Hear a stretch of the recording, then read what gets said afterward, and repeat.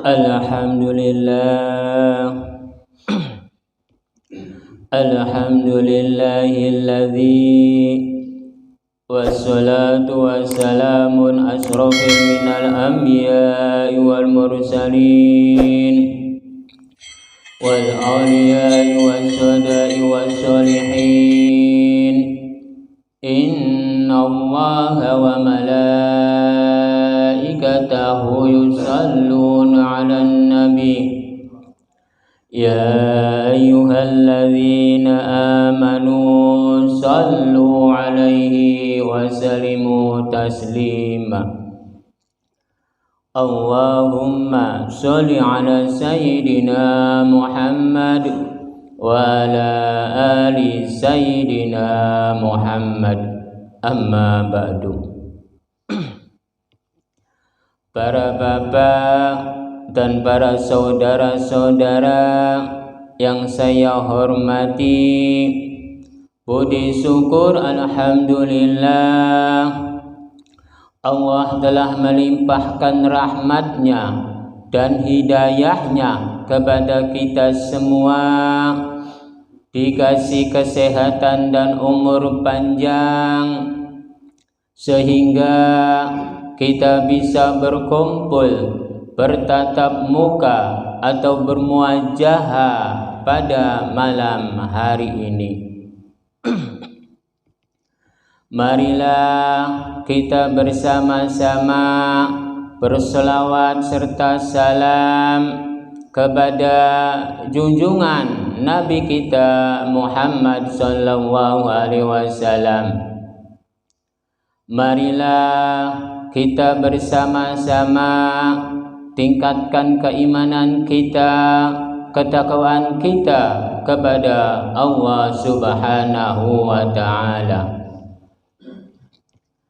Marilah kita bersama-sama belajar pengausan pada malam hari ini. Minggu yang lalu udah nyampai ke ayat 3 di dalam surat Al-Adiyat. Sekarang marilah kita bersama-sama melanjutkan ke ayat berikutnya, yaitu ayat yang keempat di dalam surat Al-Adiyat.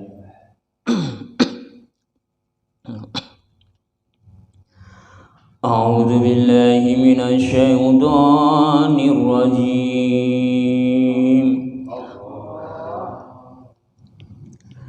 Bismillahirrahmanirrahim.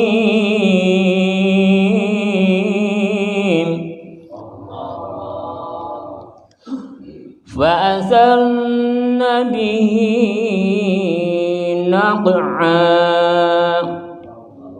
yang artinya Bismillahirrahmanirrahim, dengan nama Allah yang maha pemurah lagi maha penyayang. Fa'atharna bihi naq'a, yang artinya maka ia menerbangkan debu. Maknanya maka ia menerbangkan debu, itu maksudnya menerbangkan hawa nafsu. Karena minggu yang lalu membahas hawa nafsu, sekarang membahas hawa nafsu juga. Karena menebarkan debu berarti menebarkan hawa nafsu. Manusia itu diliputi dengan hawa nafsu. Karena hawa nafsu itu ada dua unsur, yaitu hawa nafsu kebaikan, ada hawa nafsu yang tidak baik.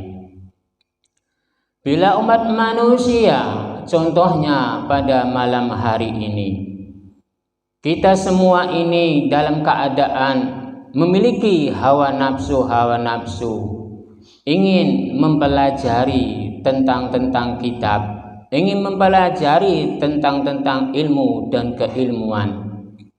pada malam hari ini di dalam pengajian ini dan pengawasan ini. Berarti umat manusia ini memiliki nafsu-nafsu yang baik, yang bagus, dan yang benar, dan yang mulia. Bila umat manusia yang memilihnya nafsu dan amarah, berarti umat manusia itu memilihnya nafsu yang kurang baik. Karena nafsu dan amarah itu bermacam-macam ragam bentuknya. Nafsu-nafsu yang baik juga bermacam-macam ragam bentuknya. Tidak ada yang tahu nafsunya seberapa banyaknya tentang kebaikan dan keburukan itu. Karena nafsu-nafsu kebaikan juga itu banyak bentuknya, banyak wujudnya. Yang tahu itu adalah Sang Pencipta. Nafsu-nafsu amarah juga, nafsu yang tidak baik, juga tidak tahu seberapa banyaknya umat manusia itu. Yang tahu adalah Sang Pencipta. Segala sesuatu itu semuanya seimbang. Semuanya pasti ada yang baik, pasti ada yang buruk. Contohnya yang baik dulu yang diberi contoh. Kita semua ini dalam keadaan nafsu yang baik, yang bagus, dan yang benar, dan yang mulia. Contohnya pada malam hari ini, di dalam pengajian atau pengawasan malam hari ini, kita semua ini mencari wawasan-wawasan. Kita semua ini mencari ilmu dan keilmuan di dalam pengajian ini, di dalam pengawasan ini. Karena di dalam pengawasan atau pengajian pada malam hari ini bermacam-macam ragam ilmu dan keilmuannya, tidak satu jalur. Ada ilmu bab duniawi, ada ilmu batin, ada ilmu entar buat besok. Karena di dalam pengajian atau pengawasan ini semua umat manusia itu menginginkannya memiliki ilmu dan keilmuan. Kalau di tingkat ilmu keilmuan itu adalah di tingkat torekot. Torekot itu memiliki ilmu dan keilmuan.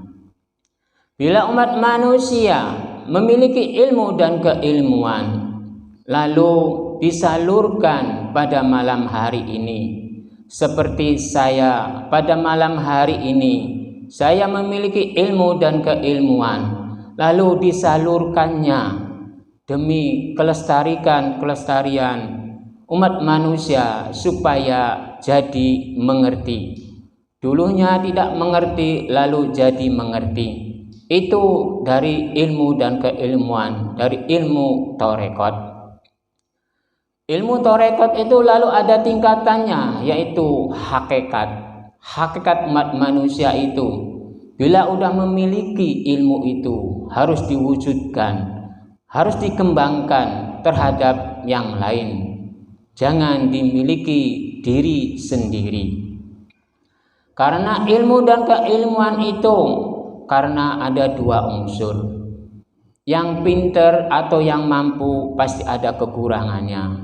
Yang bodoh atau yang lemah pasti ada kelebihannya. Jadi kita semua ini saling membutuhkan. Karena bila pintar semua, mana yang bodoh? Bila bodoh semua, mana yang pintar? Bila ada guru, pasti ada murid. Bila tidak ada murid, entar tidak ada guru. Jadi tergantung umat manusianya mau mempelajari tentang ilmu apa. Tentang ilmu-ilmu kemuliaan itu, bila kita semua ini menginginkan sesuatu, lalu menginginkan cita-cita, itu umat manusia itu harus perjalanannya la'allakum tattaqun, yaitu ing perjalanan tujuan isun tattaqun kalau takun saking Gusti Allah. Umat manusia itu harus permohonannya terhadap Gusti Allah itu kelawan ketekunannya. Entar Gusti Allah itu menghijabai, entar Gusti Allah meridhoi. di dalam biidnillah kelawan ridhoi Gusti Allah. Itu di dalam nafsu-nafsu yang baik, yang bagus dan yang benar dan yang mulia. Bila umat manusianya menginginkannya hawa nafsu yang tidak mulia, entar memiliki ilmu dan keilmuannya, entar buat sembarangan, buat membodohi masyarakat, buat membodohi umat manusia, buat membodohi orang lain. Itulah nafsu-nafsu umat manusia yang mengambilnya dari tidak kebaikan-kebaikan. Kalau aku sarankan terhadap para jamaah, ambillah yang baik, yang bagus dan yang benar dan yang mulia. Karena di dalam nafsu itu ada dua unsur. Jadi ambillah yang baik, yang bagus dan yang benar dan yang mulia. Itu di dalam kitab Nurjati. Lalu dilanjutkan dengan Feja berfa maknanya jalur. Lalu dilanjutkan dengan alif jabar a ing atase Gusti. Bila umat manusia mengikuti jalur-jalur yang dianjurkan oleh Sang Pencipta atau ing atase Gusti, entar umat manusia itu segala sesuatu keinginannya pasti tercapai. Karena umat manusia itu telah mengikuti jalur-jalur dari Sang Pencipta. Lalu Sang Pencipta itu mengatasi atas keinginan-keinginan umat manusianya itu karena telah mengikuti jalur-jalurnya. Lalu umat manusia itu entar mendapatkan keinginan-keinginannya di dalam perjalanannya. Karena umat manusia itu harus memperjalankannya seperti la'allakum tattaqun, ing perjalanan tujuan isun tattaqun kalau tekun saking Gusti Allah. Segala sesuatu apapun bila tekun pasti terwujud. Contohnya kalau orang membuat kerajinan-kerajinan seperti meja yang di depan ini, bila umat manusia di dalam ketekunannya pasti tercapai, pasti terwujud. Itu saja yang buat contoh.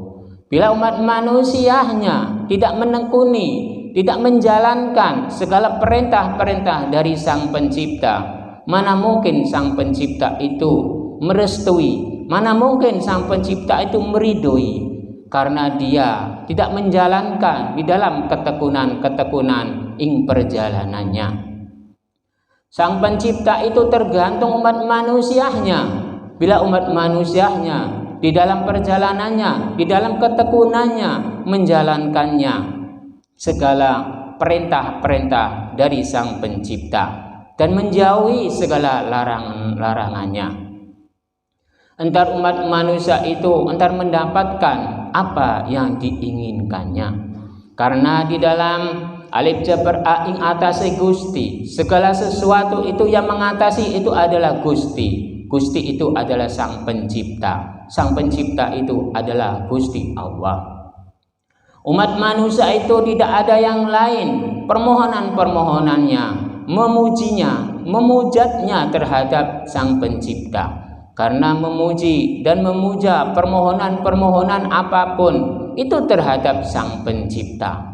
Karena yang memiliki zat, yang memiliki kekuasaan, yang memiliki segala-galanya yaitu alif jabar a ing atase Gusti. Karena segala sesuatu seluruh makhluk yang ada di dalam dunia ini semuanya memiliki zat semua. Jadi umat manusia itu harus mengambilnya zat-nya dari Sang Pencipta. Karena zat yang dari Sang Pencipta itulah umat manusia yang paling suci, yang paling benar dan yang paling adem, tentrem, ayem in dalam hatinya, in dalam pikirannya. Karena dat-dat hati, dat-dat pikiran yang dari Sang Pencipta itu adalah ketentraman, kedamaian, dan keademan. Bila umat manusia mengikuti bisikan-bisikan hawa nafsu, entar umat manusia itu tidak tentram, tidak nyaman di dalam perjalanannya. karena mengikuti kata pikiran, bukan mengikuti kata hati. Kalau kata pikiran itu yang dikuasai oleh sebangsa iblis, kalau keseluruhannya, kalau keumumannya sebilangnya begitu. Aslinya iblis itu aslinya makhluk yang pertama kalinya diciptakan oleh Sang Pencipta, yaitu malaikat Jalatullah. Itulah iblis itu asal usulnya itu namanya malaikat Jalatullah. Lalu iblis itu tidak patuh terhadap Sang Pencipta, disuruh menyembah Nabi Adam, lalu namanya berganti, namanya iblis. Aslinya itu adalah malaikat Jalatullah. Jadi malaikat Jalatullah ini makhluk yang pertama kalinya diciptakannya oleh Sang Pencipta. Kalau umat manusia itu yang paling terakhir. Tapi makhluk umat manusia itu diciptakan yang paling terakhir, tapi yang paling dimuliakannya. Karena umat manusia itu sampurnaning urip bentuk wujudnya. Karena segala sesuatu umat manusia itu dimuliakan oleh Sang Pencipta. Karena penciptaan umat manusia itu yang paling sampurnaning urip bentuk wujudnya. Bila makhluk-makhluk lain itu ada kekurangannya, yang paling sempurna itu bentuk wujudnya, yaitu adalah umat manusia. Lalu dilanjutkan dengan sejabersa, sifat menusani. Sifat menusani itu udah ditakdirkan, udah dikodratkannya bahwa umat manusia itu memiliki sifat-sifat yang kurang baik, kurang bagus, dan kurang benar. Juga umat manusia itu memiliki sifat-sifat yang baik, yang bagus, dan yang benar, dan yang mulia. Jadi sifat-sifat umat manusia itu juga ada dua unsur. Sifat manusia itu kadang baik, sifat manusia itu kadang buruk. Itu diperlihatkan terhadap seluruh umat manusia itu memiliki sifat-sifat seperti itu.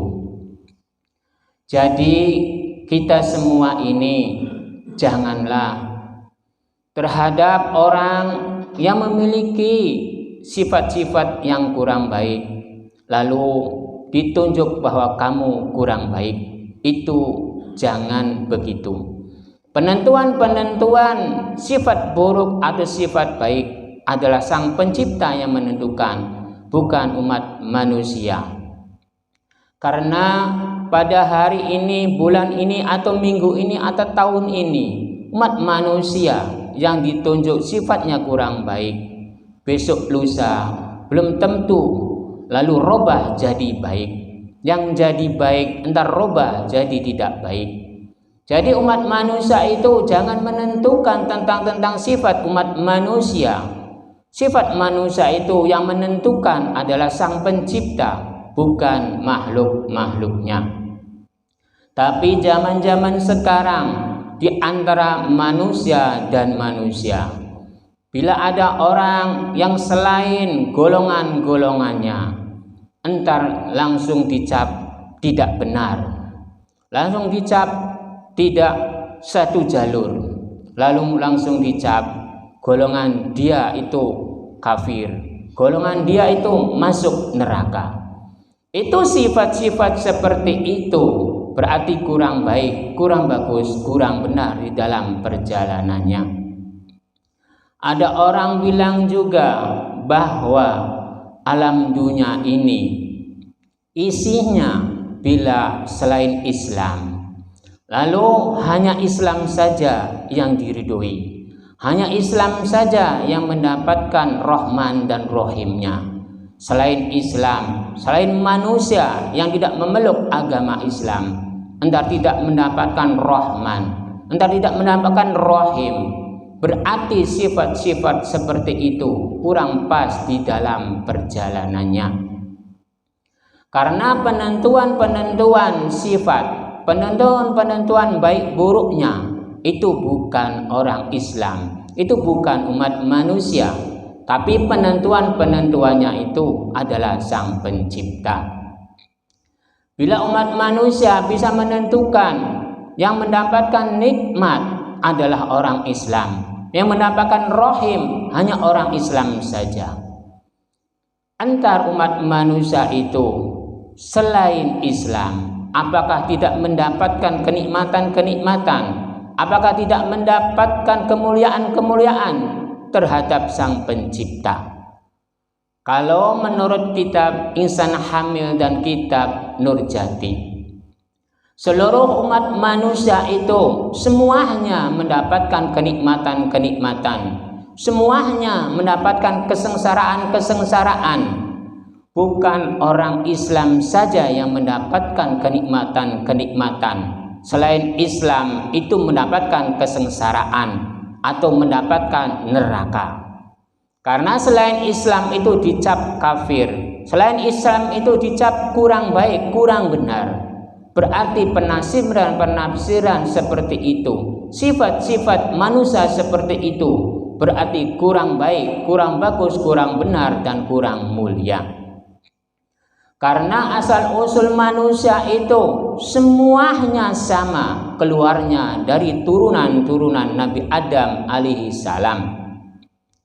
Contohnya, orang Islam memiliki turunan-turunan, orang Hindu memiliki turunan-turunan, orang Buddha memiliki turunan-turunan, orang Kristen memiliki turunan-turunan, orang keyakinan-keyakinan memiliki turunan-turunan.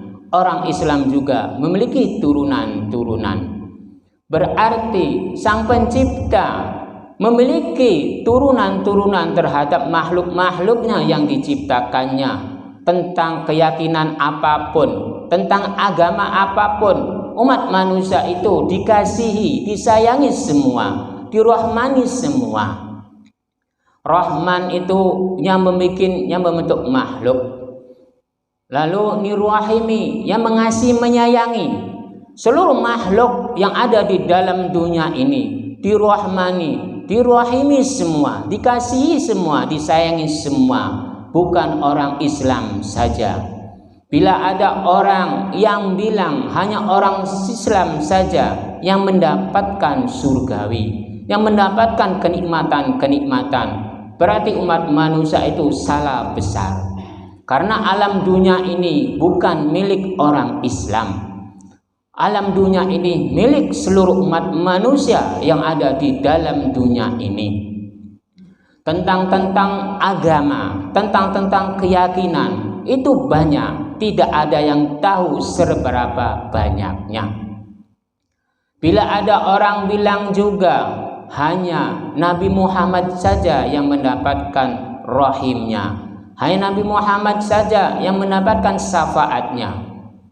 Kalau di kitab saya, di kitab Nurjati atau kitab Insan Hamil, seluruh umat manusia, seluruh nabi itu mendapatkan semua, mendapatkan rahimnya semua, mendapatkan syafaatnya semua.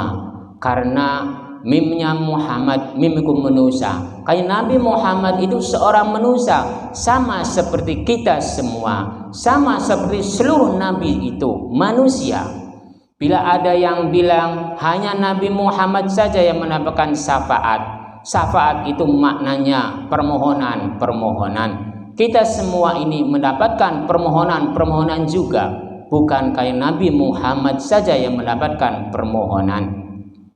Seluruh nabi juga mendapatkan permohonan-permohonan, semuanya mendapatkan syafaat-syafaat semua. Sebelum Nabi Muhammad SAW diciptakan, nabi-nabi yang lain udah terdahulu. Permohonan-permohonannya dikabulkan semua, tentang permohonan apapun terhadap Sang Pencipta untuk nabi-nabi yang terdahulu. Bukan Nabi Muhammad saja yang dikabulkan. Contohnya kayak Nabi Ibrahim alaihissalam waktu digodok di dalam bara api, lalu minta dinginlah api itu, lalu dinginlah. Berarti kayak Nabi Ibrahim alaihissalam itu permohonannya, syafaatnya itu dikabulkan oleh Sang Pencipta, bukan kayak Nabi Muhammad saja. Contohnya kayak Nabi Musa. Lalu kanjeng Nabi Musa permohonannya, minta kaumnya, pengikutnya supaya selamat dari kejaran-kejaran Raja Fir'aun. Lalu kanjeng Nabi Musa alaihi salam, lalu permohonannya terhadap Sang Pencipta untuk menyelamatkan kaumnya, umatnya, pengikutnya. Lalu lautan itu dibelah supaya selamat semua pengikut-pengikutnya. Lalu dikabulkan oleh Sang Pencipta. Bukan kayak Nabi Muhammad saja yang dikabulkan. Lalu kayak Nabi Isa minta permohonan-permohonannya, pengobatan-pengobatannya selalu ingin dikabulkan. Orang sakit supaya sembuh, orang sakit supaya sembuh. Lalu permohonan-permohonan kayak Nabi Isa itu dikabulkan. Seluruh nabi itu permohonan yang semuanya dikabulkan, bukan kayak Nabi Muhammad saja.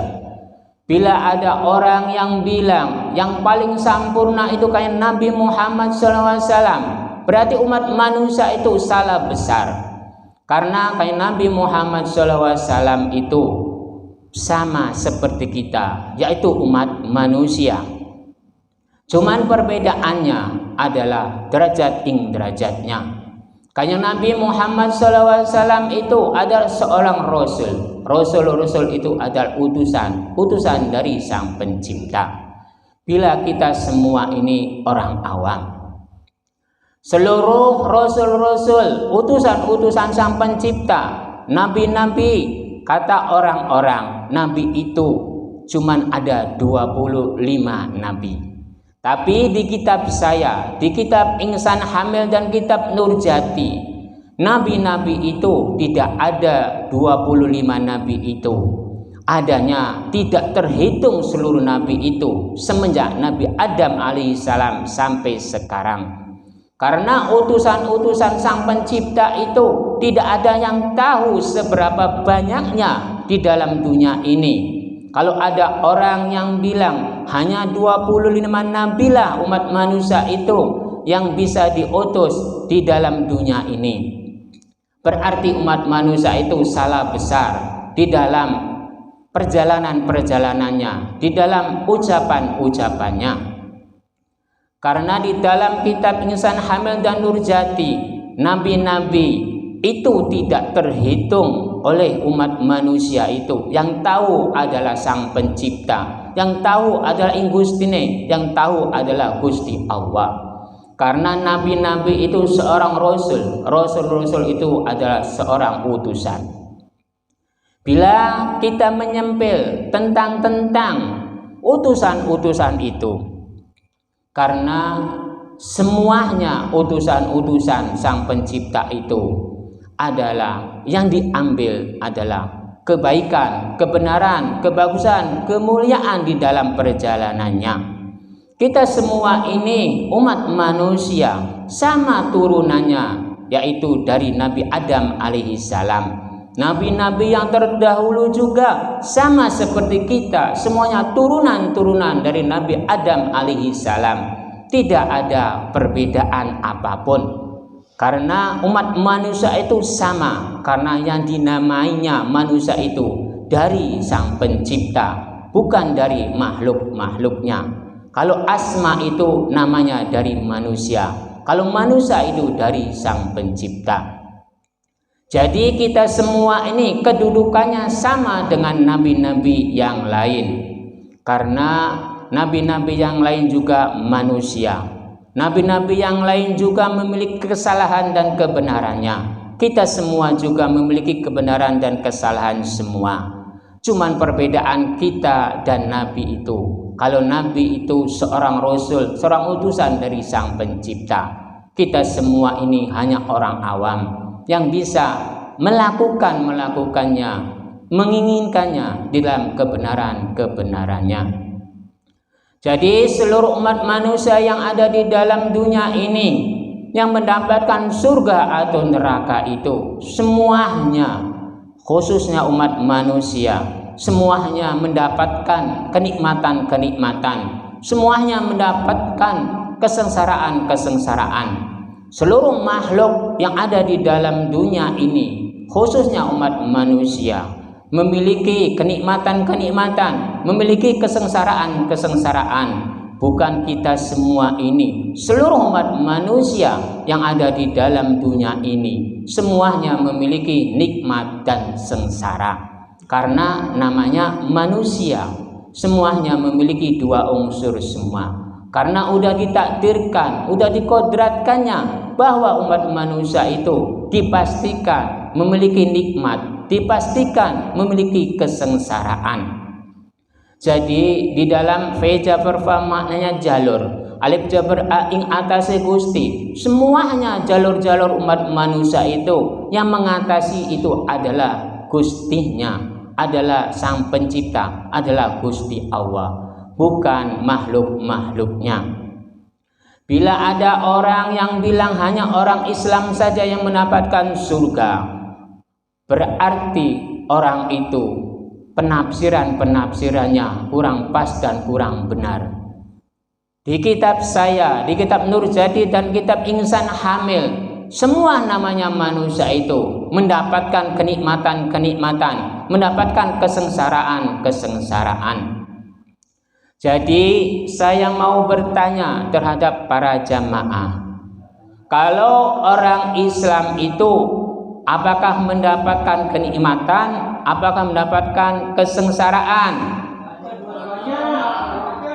Sekali lagi, apakah orang Islam itu hanya mendapatkan kenikmatan-kenikmatan, apakah mendapatkan kesengsaraan-kesengsaraan? Berarti para jamaah ini udah pintar semua, udah paham semua. Karena orang Islam juga memiliki kenikmatan-kenikmatan, memiliki kesengsaraan-kesengsaraan. Karena orang Islam ini tidak selalunya benar, tidak selalunya salah. Karena umat manusia itu ada benar, ada salah. Bila ada orang yang bilang hanya orang Islam saja yang paling benar, berarti umat manusia itu salah besar. Umat manusia itu bohong besar.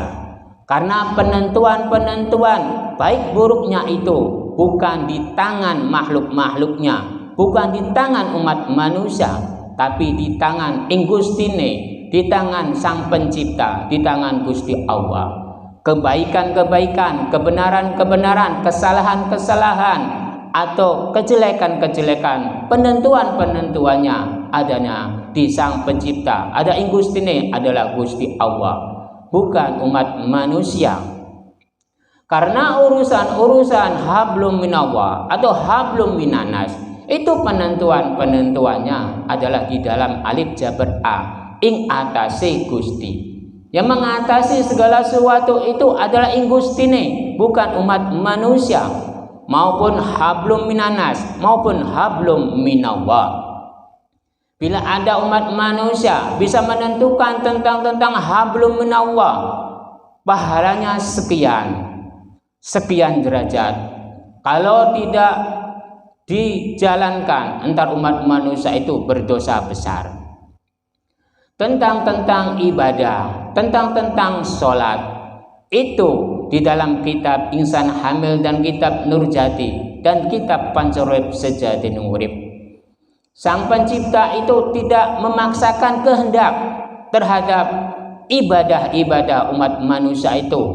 Seluruh ibadah apapun itu tidak ada pemaksaan-pemaksaan terhadap makhluk-makhluknya, terhadap umat manusia. Karena Sang Pencipta itu legowo, Sang Pencipta itu adil, Sang Pencipta itu mulia, Sang Pencipta itu yang Maha Rahman dan Rahim. Bila umat manusia disuruh ibadah lalu memaksakan kehendak Sang Pencipta itu, berarti Sang Pencipta itu tidak mulia, Sang Pencipta itu tidak agung, Sang Pencipta itu tidak Rahman dan Rahim. Karena Rahman Rahimnya umat manusia itu, Rahman Rahimnya Sang Pencipta itu harus memiliki di antara keduanya. Karena Rahman itu yang membentuk makhluk, Nirwahimi, yang mengasihi, yang menyayangi. Bila Sang Pencipta tidak mengasihi, tidak menyayangi tentang makhluknya yang udah diciptakan, berarti Sang Pencipta itu keagungannya di mana, keadilannya di mana, kemuliaannya di mana, welas asihnya di mana. Bila udah menciptakan makhluk-makhluk namanya manusia, lalu tidak dikasihi, tidak disayangi oleh Sang Pencipta. Umat manusia yang udah dikasihi, yang udah disayangi oleh Sang Pencipta, kasih sayang Sang Pencipta ini harus dijaga, harus dipegang oleh umat manusia. Kita semua ini dikasihi, disayangi semua, karena bisa melihat, karena bisa berjalan, karena bisa bernapas, karena masih sehat walafiat. Itu kesehatan, kesempurnaan terhadap dirinya. Itu dikasih, disayangi oleh Sang Pencipta. Dikasih, disayangi itu bukan harta benda saja.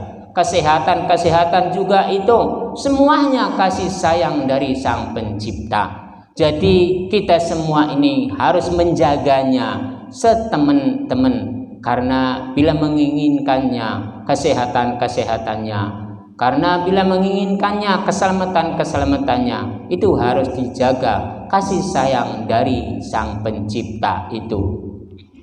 Lalu dilanjutkan dengan remati Gusti Allah gawe viro-viro rezeki manusia urip. Lalu dilanjutkan dengan non jaberna ing saking Gusti nih, segala sesuatu rezeki itu adanya di dalam kekuasaan ing Gustine. Segala sesuatu rezeki tentang apapun, tentang kesehatan, tentang bab dunia, tentang cita-cita, tentang keinginan, tentang keselamatan di dalam perjalanannya, itu rezeki yang berkuasa itu ing saking Gustine. Jadi kita semua ini harus menyenderkan diri terhadap Sang Pencipta. Kita semua ini permohonannya itu terhadap Sang Pencipta, supaya selamat, supaya baik, supaya mulia.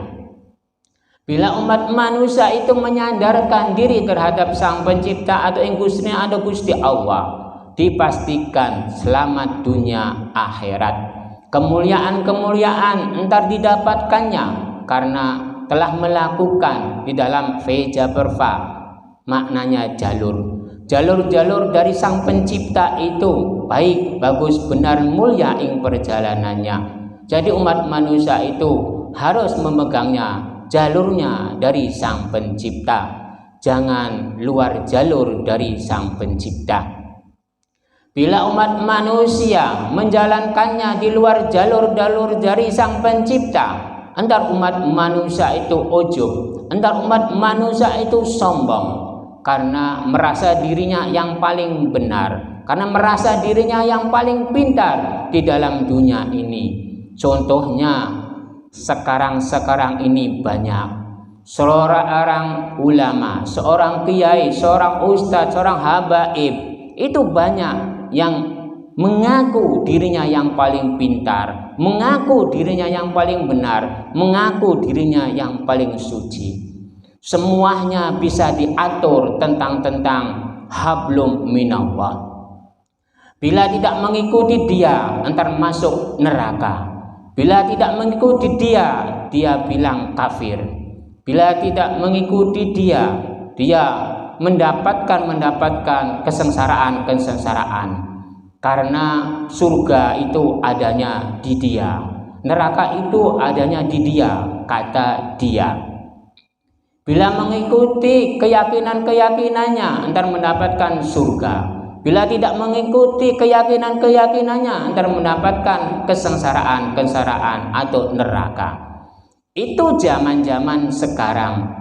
Karena seluruh ulama-ulama, kiai-kiai, ustadz-ustadz, atau habaib, semuanya berkecimpung di dalam urusan hablum minallah itu. Lebih tahu, lebih mengetahui tentang itu. Padahal yang lebih tahu itu adalah Ingustine, yang lebih tahu itu adalah Sang Pencipta, yang lebih tahu itu adalah Gusti Allah tentang urusan hablum minallah, bukan umat manusia. Umat manusia itu bila udah merasa dirinya yang paling pintar, bila umat manusia itu memiliki kedudukan yang tinggi, entar dia bilang seenaknya. Hablum minanas bisa diatur, hablum minallah bisa diatur. Padahal yang paling bisa diatur itu adalah di dalam alif jabar a, ing atasi Gusti, yang mengatasi segala sesuatu. Hablum minallah atau hablum minanas itu adalah Ingustine, bukan umat manusia. Tapi zaman-zaman sekarang bisa mengatur tentang hablum minanas dan hablum minallah. Zaman-zaman sekarang ini kacau balau umat manusianya, merasanya yang paling hebat, merasanya yang paling benar, merasanya yang paling suci. Jadi untuk kita semua ini jangan mengikuti tentang yang seperti itu. Karena umat manusia itu di dalam dunia ini tidak memiliki apapun, hanya memiliki permohonan-permohonannya. Karena baru lahir itu membawanya apa? Baru lahir itu membawanya permohonan-permohonannya. Karena umat manusia itu dilahirkan membawanya apa? Permohonan-permohonan. Karena ceprotnya lahir umat manusia itu hanya bilang oa, oa, oa. Oa, oa itu, ya Allah, aku bermohon kepadamu ya Allah. Hanya permohonan yang dibawa, bukan kepintaran-kepintaran, bukan keahlian-keahlian, hanya permohonan-permohonan. Entar umat manusia bila sudah dipanggil, entar yang dibawa itu permohonan juga, permohonan ampunan dari Sang Pencipta. Kedua, permohonan-permohonan itu, satu, permohonan terhadap Sang Pencipta, saya hidup ini entar bagaimana. Entar permohonan yang kedua, waktu mau meninggal dunia, minta ampunan ya Gusti atas perbuatan saya di dalam dunia. Jadi permohonan-permohonan umat manusia itulah yang dibawa oleh Sang Pencipta untuk dimintai pertanggungjawabannya terhadap umat manusianya. Apakah di dalam perjalanan hidupnya, di dalam dunianya entar bagaimana. Jadi yang dibawa oleh Sang Pencipta itu adalah permohonan-permohonan umat manusia. Tingkah laku umat manusia yang dibawa oleh Sang Pencipta, entar dimintai pertanggungjawabannya untuk umat manusia. Tentang ilmu, tentang kitab, tentang agama, itu tidak ada gunanya bila umat manusianya tidak melakukannya, hanya sekedar dibaca. Kitab-kitab banyak, 1000 kitab, tapi hanya sekedar dibaca, tapi tidak dilakukan makna-makna kitab itu. Berarti kitab-kitab itu tidak ada gunanya. Lalu memegang agama-agama, saya agama Islam, saya pedomi, saya kencang memegang agama Islam, tapi tidak menjalankan aturan-aturan dari agama-agama Islamnya. Berarti umat manusia itu tidak ada gunanya memegang agama Islam, karena tidak melakukan aturan-aturan dari agamanya. Bila umat manusia memegangnya agama Islam, memegangnya kitab, lalu dijalankan di dalam agamanya, lalu dijalankan di dalam kitabnya, berarti umat manusia itu baik, bagus, benar, mulia, berarti mengerti tentang perjalanannya. Karena umat manusia itu harus dikaji, diaji, dibaca, dilakukan. Dikaji ing dirinya, dikaji ing tingkah lakunya, dibaca kitabnya, lalu maknanya itu dilakukan. Barulah umat manusia itu baik, bagus, benar, mulia ing perjalanannya. Itu di dalam kitab Nurjati. Lalu dilanjutkan dengan bejarebi bikinan menusane. Lalu dilanjutkan dengan non jaberna ing saking Gustine. Segala sesuatu umat manusia itu bikinan-bikinan apapun itu tergantungnya terhadap ing saking Gustine. Bila umat manusia itu tidak bersandar terhadap ing saking Gustine, entar tidak akan terwujud tentang apapun karena tidak mendapatkan restu dari ing saking Gustine. Ing saking Gustine itu adalah Sang Pencipta. Ing saking Gustine itu adalah Gusti Allah. Bila Sang Pencipta ing Gustine atau Gusti Allah telah meridhoi terhadap umat manusianya membikinkan tentang apa, lalu biidnillah kelawan ridho Gusti Allah, Allah itu ridho terhadap bikinan-bikinan umat manusia. Antar umat manusia itu tercapailah menginginkan bikinan-bikinannya. Lalu dilanjutkan dengan qab mati Gusti Allah gawe kolam. Kolam iku ucapan. Lalu dilanjutkan dengan ain tawan jabar an satu alif ing perjalanan ing Gustine. Jadi segala sesuatu ucapan-ucapan ing Gustine itu udah real dan nyata. Karena ucapan-ucapan ing Gustine itu udah real dan nyata. Karena di dalam habasehu maknanya nyata. Gusti Allah menciptakan seluruh makhluk namanya manusia. Seluruh alam dunia ini udah dinyatakan. Gusti Allah menciptakan seluruh makhluk-makhluk namanya satu hewan. Itu udah dinyatakan. Gusti Allah sudah menciptakan tumbuh-tumbuhan. Seluruh alam dunia ini udah dinyatakan. Gusti Allah menciptakan makhluk namanya sebangsa jin dan sebangsa malaikat, itu udah dinyatakan. Gusti Allah menciptakan langit, bumi, kegunungan, alas belantara, lautan dan seluruh alam semesta, itu udah dibuktikan. Berarti Gusti Allah menciptakan alam semesta ini seisinya, semakhluknya, itu udah dinyatakan semua. Karena di dalam habasehu maknanya nyata.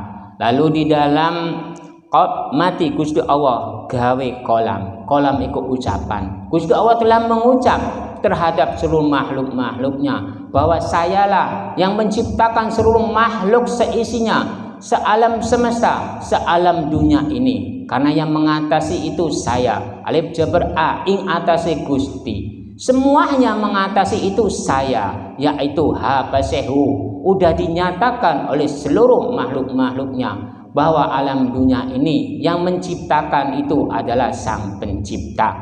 Lalu di dalam ain tangan jabaran satu alif ing perjalanan ing Gustine itu udah dijalankan oleh ing Gustine bahwa ing Gustine itu menciptakan alam dunia. Ing Gustine itu menciptakan seluruh makhluk yang ada di dalam dunia, maupun di atas, maupun di bawah, maupun di lautan. Semuanya diciptakan oleh Sang Pencipta semua.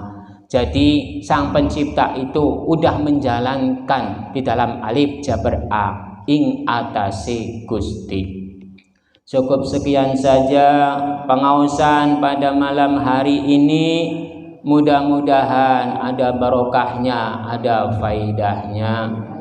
Bila ada yang mau bertanya, saya kasih waktu, silakan yang mau bertanya.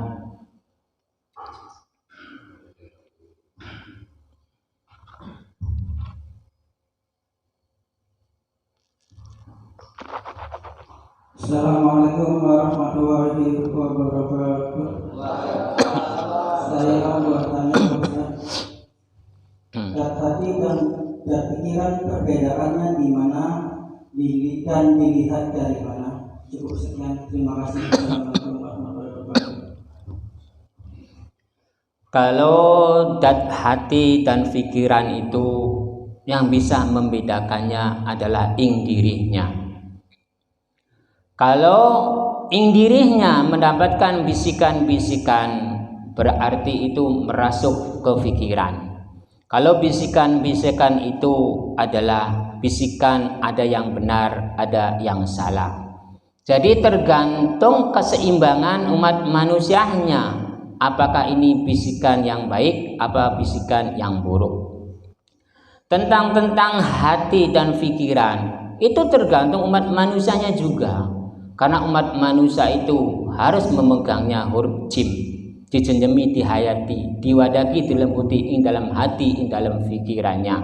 Apakah hati ini sedang menjalankan kejujuran atau ketulusan? Apakah di dalam hati ini di dalam kegalauan atau ketidakbenaran?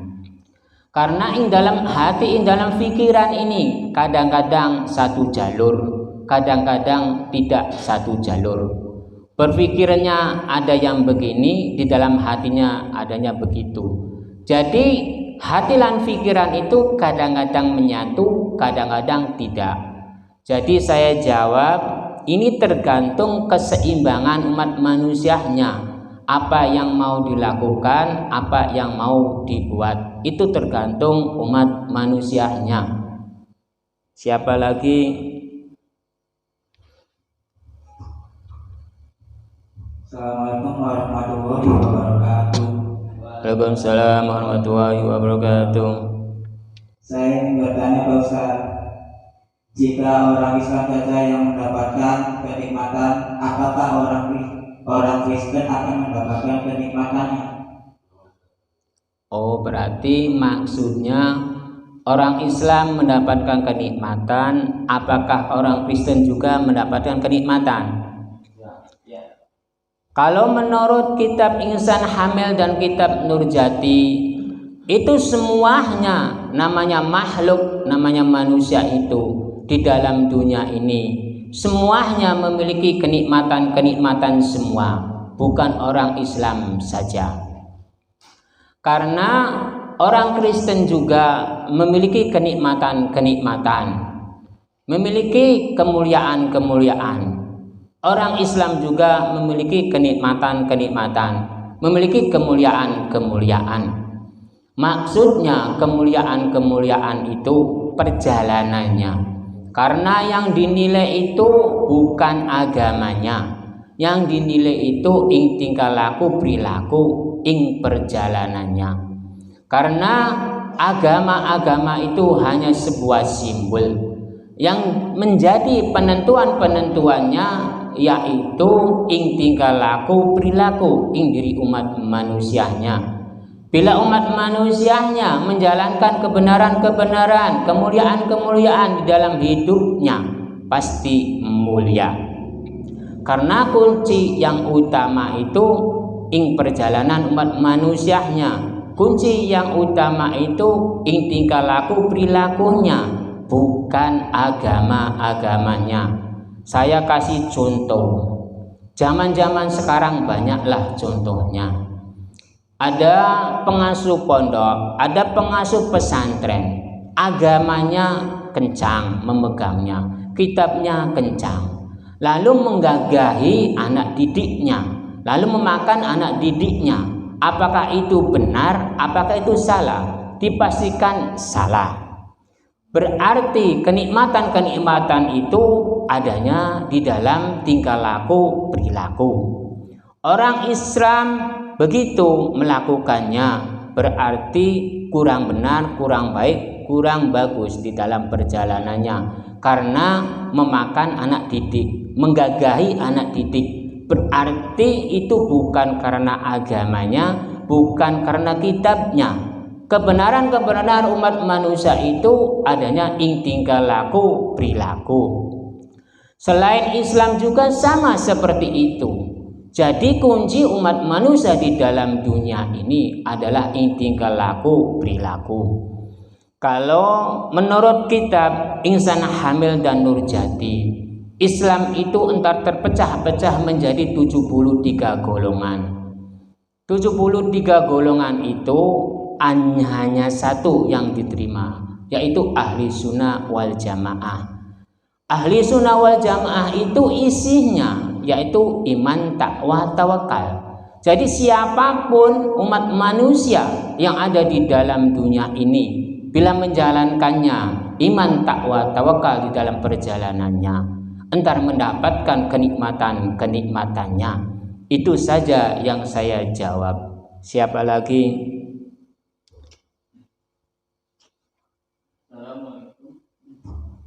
Assalamualaikum warahmatullahi wabarakatuh. Mohon izin bertanya, Kang Ustaz, mau menanyakan, bila kita punya keinginan dan berdoa bermohon kepada Allah Subhanahu wa taala setiap waktu, akan tetapi doa kita belum dikabulkan juga, itu kita harus bagaimana? Apakah ada yang salah dari diri kitanya atau bagaimana, Kang Ustaz? Mohon penjelasannya. Terima kasih. Ya, saya jawab. Setiap umat manusia itu dipastikan ada permohonan-permohonannya. Setiap umat manusia itu memiliki permohonan-permohonan semua. Karena umat manusia itu udah dimuliakan oleh Sang Pencipta. Soal dikabulkan atau tidaknya itu tidak ada yang tahu siapapun. Paling Sang Pencipta itu umat manusia permohonan-permohonannya terus menerus tapi belum dikabulkan. Itu jangan putus asa. Jangan bilang saya belum dikabulkan. Karena segala sesuatu permohonan-permohonan umat manusia itu semuanya diterima semua oleh Sang Pencipta.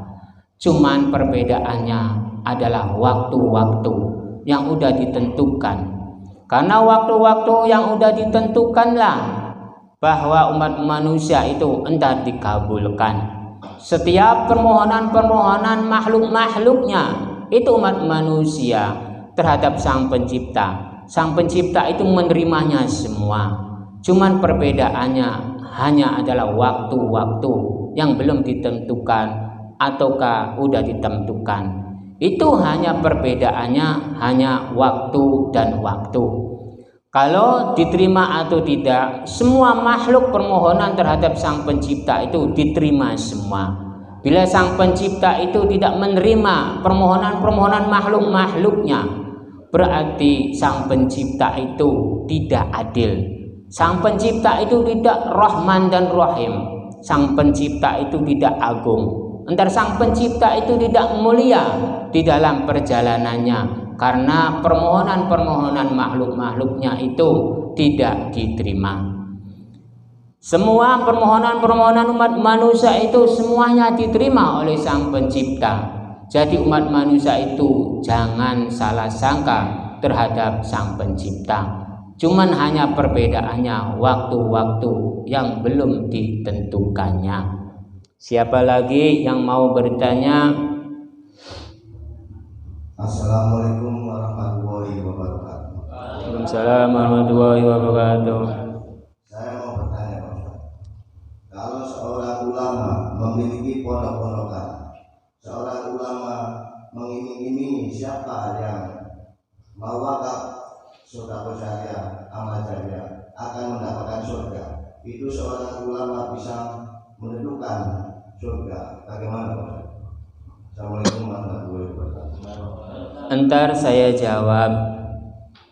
Bila seorang ulama mengiming-imingi entar mendapatkan surga, bila tanahnya untuk wakaf, bila umat manusia diiming-imingi disuruh sedekah jariah, amal jariah, lalu diiming-imingi mendapatkan surga, berarti ulama itu salah besar. Karena tidak mengetahui tentang urusan hablum minallah dan hablum minanas. Bila urusan hablum minallah itu kekuasaan Gustine, kekuasaan Gusti Allah, kekuasaan Sang Pencipta. Bila umat manusia itu bisa mengetahui mendapatkan surga bila yang mewakafkan atau menyumbang atau sedekah jariah, amal jariah terhadap pondok-pondoknya, berarti umat manusia itu udah dikadali, udah dikibuli oleh ulama-ulama itu. Karena ulama-ulama itu tidak tahu siapapun ulama itu tentang surga. Karena tentang surga yang memiliki itu adalah Ingustine, yang memiliki itu adalah Sang Pencipta, memiliki itu adalah Gusti Allah. Lalu yang berkuasa itu Gusti Allah. Yang menghaki itu Gusti Allah, bukan umat manusia, bukan para alim ulama. Bila para alim ulama itu menyatakan tentang surga, mendapatkannya bila menyumbangkan banyak, bila mewakafkan tanahnya mendapatkan surga, berarti umat manusia itu salah besar. Berarti yang disumbang, yang menyumbang itu berarti dikadali, dibohongi oleh para alim ulama itu. Karena para alim ulama itu tidak memiliki surga, tidak memiliki neraka penentuan-penentuannya. Yang bisa menentukan surga neraka itu hanya Allah, hanya Sang Pencipta, hanya ing Gustine. Yang menghaki itu adalah ing Gustine, yang berkuasa itu ing saking Gustine, bukan umat manusia, bukan para alim ulama. Hanya itu saja. Siapa lagi? Assalamualaikum warahmatullahi wabarakatuh. Waalaikumsalam warahmatullahi wabarakatuh. Saya mau bertanya Pak Ustaz, bila di antara Habib dan Habaib, Kiai dan Cai dan lain sebagainya bisa menyatakan tentang hablum minallah, apakah Habib itu, Kiai itu dan lain sebagainya dikuasai ilmu ataukah belum nyampe tingkat ilmu keilmuannya? Terima kasih. Waalaikumsalam warahmatullahi wabarakatuh. Bila tentang hablum minallah, lalu para habaib, lalu para alim ulama, para kiai, para ustadz mengetahui tentang hablum minallah. Itu umat manusia itu, contohnya habaib, para alim ulama, para kiai, para ustadz atau orang awam bisa mengetahui tentang hablum minallah. Berarti umat manusia itu salah besar. Berarti umat manusia itu bohong besar.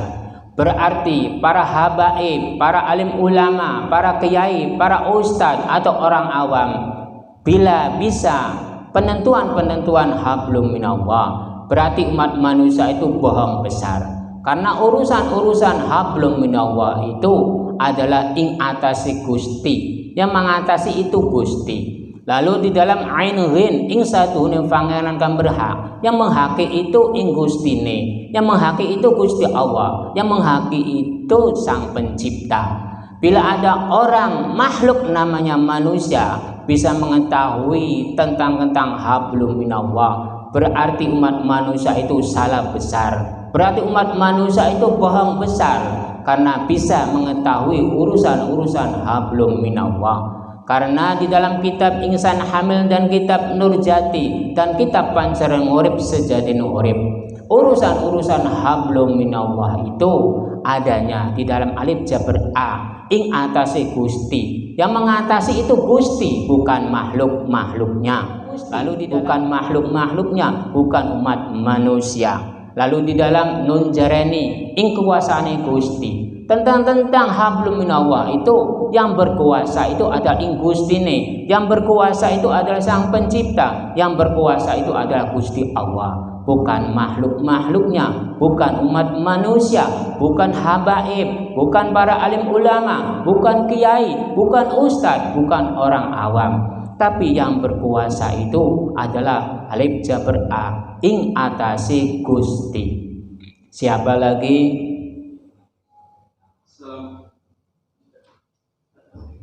Assalamualaikum warahmatullahi wabarakatuh. Assalamualaikum warahmatullahi wabarakatuh. Mau tanya Kang Ustaz mengenai permohonan tadi disampaikan di kabinnya ada waktu-waktunya. Apakah itu ada keterkaitan dengan ibadatnya? Maksudnya apakah seorang kiai atau nabi cepat di kabinnya dibandingkan dengan orang awam?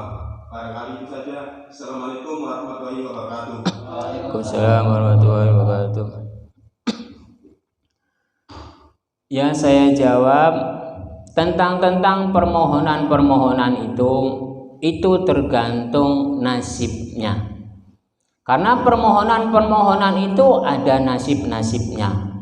Seorang nabi, seorang para sahabat, para aulia atau para wali atau para alim ulama atau kiai atau habaib atau orang awam, itu ada nasib-nasibnya permohonan itu. Karena Sang Pencipta itu tidak ada perbedaan-perbedaan apapun tentang apakah ini nabi, apakah ini para alim ulama, atau para sahabat, atau kiai, atau habaib, atau ustadz, atau orang awam.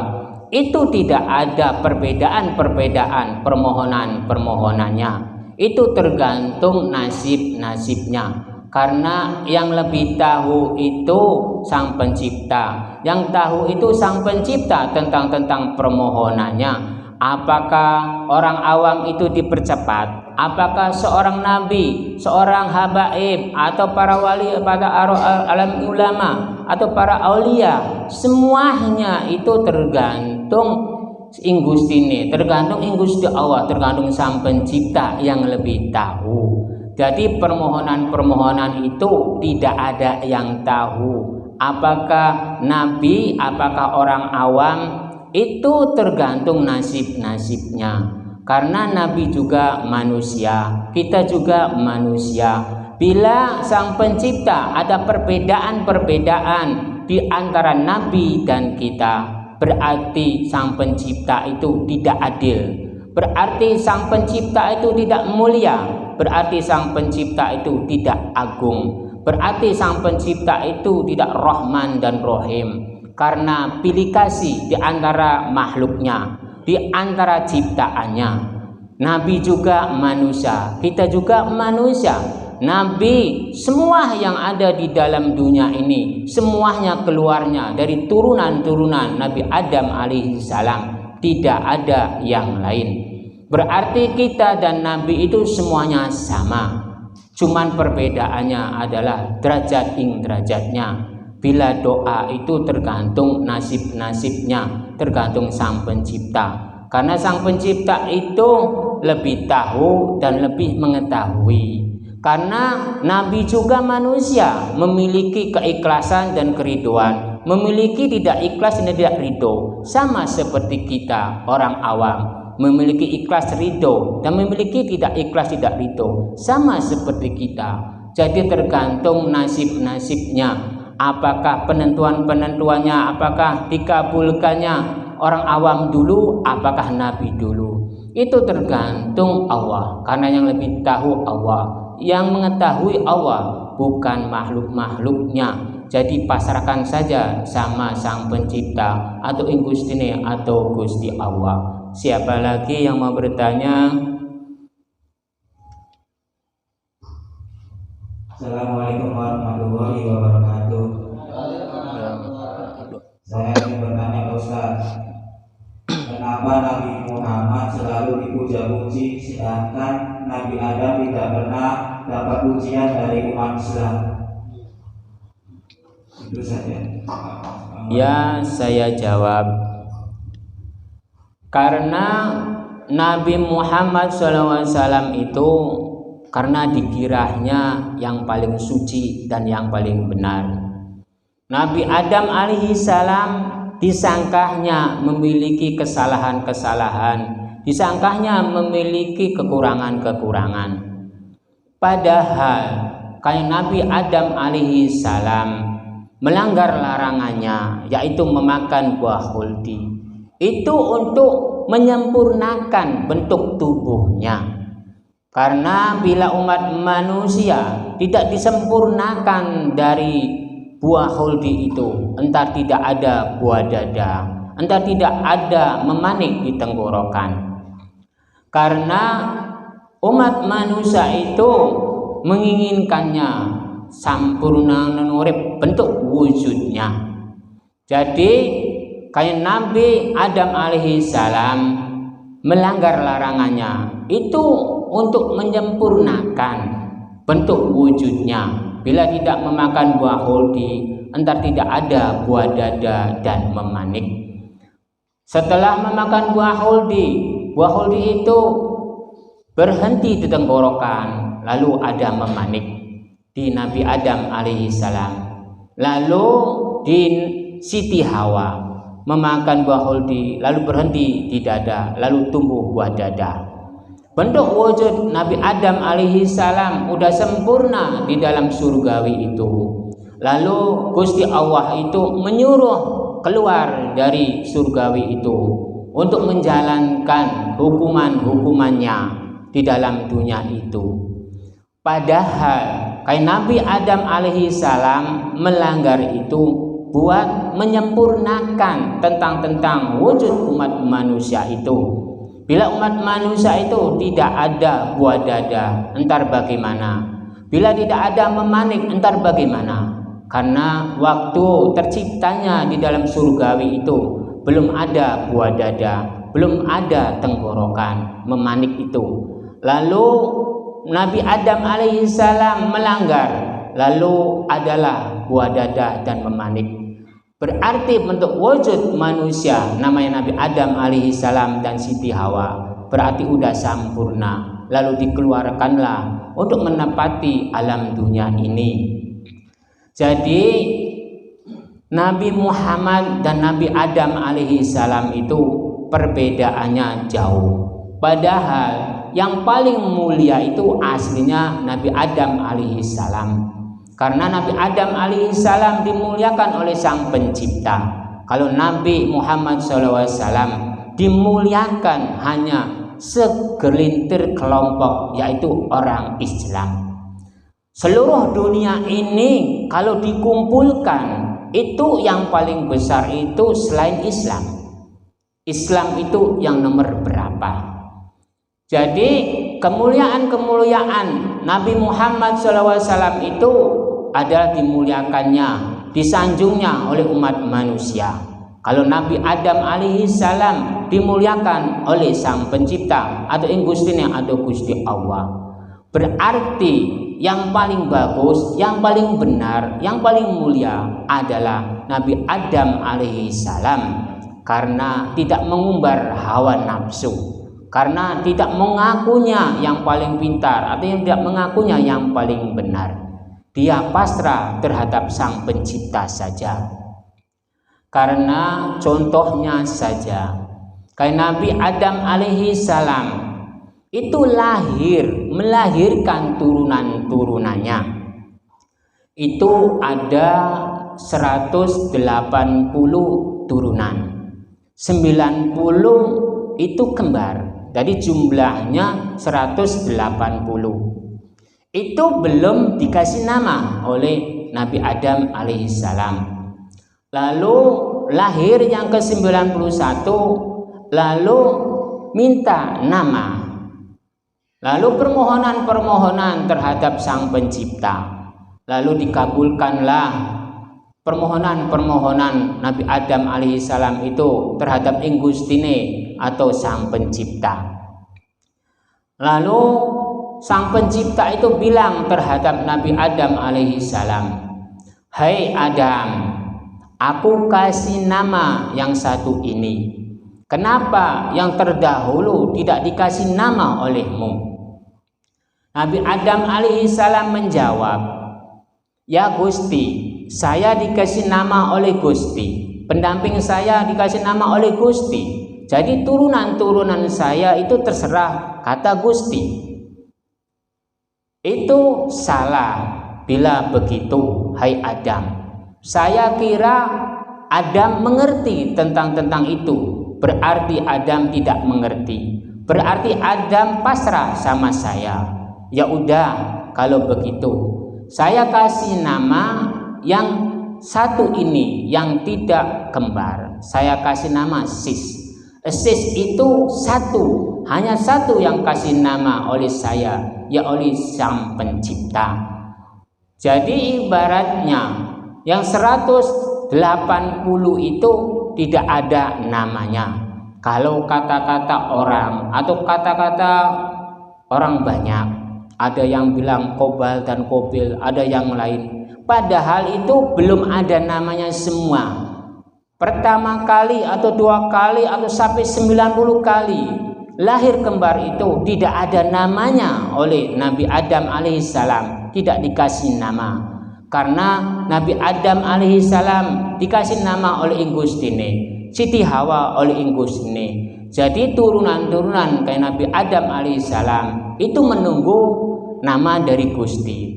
Lalu ke-91, lalu Nabi Adam alaihissalam bermohon, yaitu permohonannya minta nama atas anak-anaknya. Lalu dikasih nama oleh Sang Pencipta itu, yang satu adalah Sis. Sis itu hanya satu yang kasih nama oleh Gusti, tidak ada yang lain. Yang lain itu terserah kamu, hai Adam.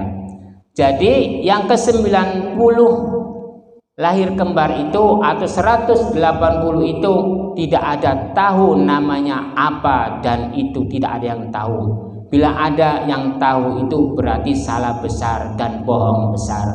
Yang dikasih nama hanya satu turunan Nabi Adam alaihissalam, yaitu Nabi Sis. Itu dari Sang Pencipta namanya. Itu di dalam kitab Nurjati dan kitab Pancong Sejati Nurib, di dalam kitab Insan Hamil. Bila di kitab-kitab yang lain itu terserah, karena penafsiran di dalam kitab-kitab itu banyak. Karena umat manusia itu bisa menafsirkan, karena umat manusia itu bisa mengirakan tentang itu. Kalau di kitab saya ini real dan nyata, bukan penafsiran, bukan imbang-imbang atau kepintaran-kepintaran dari umat manusia. Kalau di kitab saya ini real dan nyata, asli dari Sang Pencipta. Karena di dalam alif jabar a ing atasi Gusti, yang mengatasi itu segala sesuatu adalah Gusti. Bila umat manusia mengetahui tentang nama turunan Nabi Adam alaihi salam, itu semenjak awal berarti salah besar dan bohong besar. Karena Nabi Adam alaihi salam tentang itu tidak mengerti tentang nama, hanya tahunya dikasih nama oleh Gusti, menunggu nama itu dari Gusti, apa-apa itu dari Gusti. Bila itu Nabi Adam alaihi salam, bila kayak Nabi Muhammad SAW itu berarti kemuliaan itu dari umat manusia, khususnya orang Islam. Bila kayak Nabi Adam alaihi salam khususnya dari Sang Pencipta atau khususnya ada Gusti Allah, dimuliakannya. Jadi baik mana dimuliakan oleh Sang Pencipta atau khususnya ada Gusti Allah dibandingkan dengan umat manusia. Fikirkanlah saja oleh diri umat manusianya masing-masing. Itu di dalam kitab Nurjati dan kitab Insan Hamil. Siapa lagi? Assalamualaikum warahmatullahi wabarakatuh. Waalaikumsalam warahmatullahi wabarakatuh.